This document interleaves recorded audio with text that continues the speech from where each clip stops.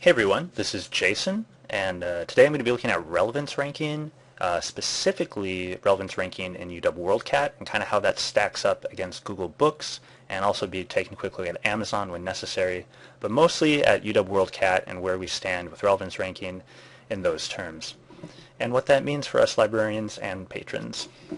But to begin, I wanted to note that when you search relevance ranking in Google, the third result here is titled How OPACs Suck, Part 1, Relevance Rank, or the Lack of It. And this is from 5 years ago, and it kind of shows that the mindset of how relevance ranking played into OPACs as not at all, or if it did, it sucked. So we're going to take a look at the UW-only catalog, which has been around for a little while here.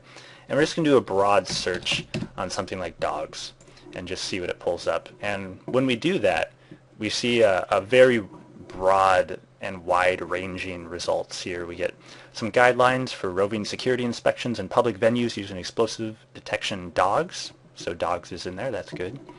We get a novel here, Even the Dogs.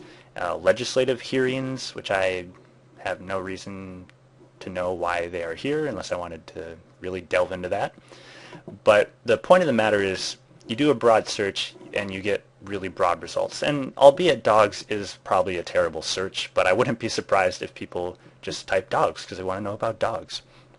And this would not answer that question.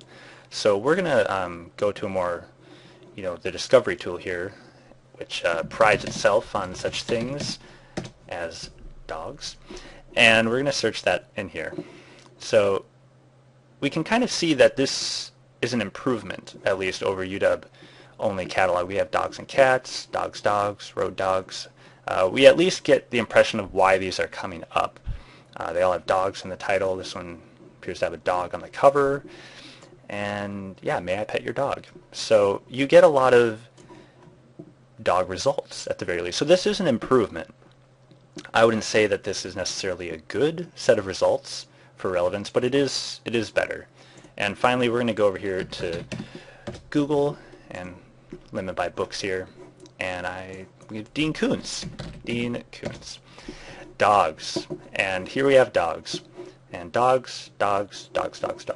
And this is probably the best result if you're just looking for something general like dogs. And these are, you get general books about dogs as opposed to general results about dogs. And there is a distinction there. And so Google Books is really kind of still much better in that sense. But I want to take a look here at, we're going to narrow it down a bit and search an author such as Stephen King.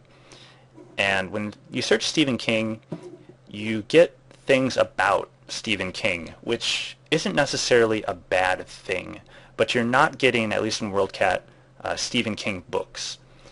And that really does kind of depend on the user if that is what you do or don't want. And to get to Stephen King books, it's a little bit of a challenge. I would limit by book first, which doesn't change much, but you can limit by author here as well, Stephen King. And you do finally get some sort of list of Stephen King books, and these are, this is a memoir, and some of his more recent books are here at the top. So that's pretty good once you get to that point. But again, if we just go over here to Google Books, type in Stephen King, we kind of get these same results right off the bat here. Just some popular books and more recent books come straight to the top. And this is really sort of a question about what type of relevance you're looking for. Because again, this first search, we'll do it again just on Stephen King, I wouldn't say this is a bad search. You have his memoir, it came up, Life and Times of Stephen King, which is a biography. So you do get things about Stephen King. So that's not, I wouldn't say that is bad. It is really just the goal of the search engine and the relevance ranking system. Now that we've done some broad general searching, I wanted to illustrate a known item search. And I'm going to point out this blog post that I found called Amazon versus WorldCat, an unscientific test by Dale. Dale is a librarian, and he was looking for this book titled Little Big by John Crowley, and he only knew the title, he didn't know the author, and he was trying to find it in WorldCat, and he's talking about his frustrations and trying to find it, as opposed to Amazon, where he found it right away. And I thought it would be interesting to illustrate this point. So we do a search of little big in WorldCat, and we get Lulu, the big little chick, little big man. We get a lot of little big, but we're not getting little big itself. And with nearly 800,000 results, spoiler alert, you're not going to find it by hitting next, because I tried. But over here in Google, we search little big, and it's the #1 result right here. And similarly, it is the #1 result over on Amazon as well. So that, I would say, is pretty concerning for the WorldCat user. That being said, I specifically not mentioned so far this sort by library and relevance versus relevance only, because this library and relevance gives preference to your own library. And when we do search by relevance only on little big, it does come up as the #1 result in WorldCat. Show to you, Dale.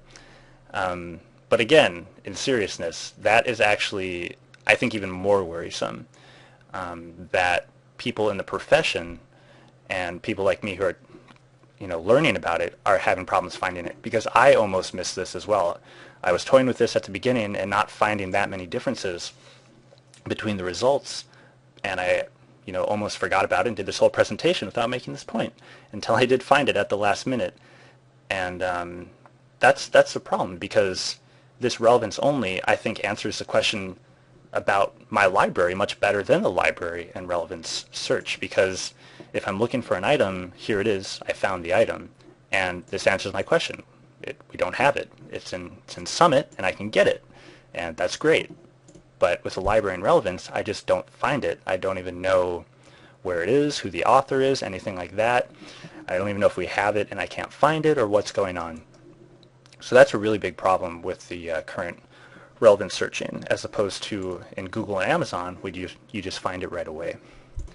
And with that, I wanted to make one final point here, and we're going to take a look back at Stephen King, and I'm just going to remind you again kind of the differences, that it seems that there's an emphasis on books about Stephen King, and then you can find Stephen King's books by limiting by author, and it does a pretty good job at that. But surprisingly, going all the way back here to the UW-only catalog, if you do a search on Stephen King, top 10 results here listed as most relevant are books about Stephen King, similarly to WorldCat. But then the next results go right into Stephen King's books, and these again this is a pretty good result for Stephen King's books. And I think that this sort of illustrates something that we've lost moving to discovery tools and trying to be more like a Google or an Amazon.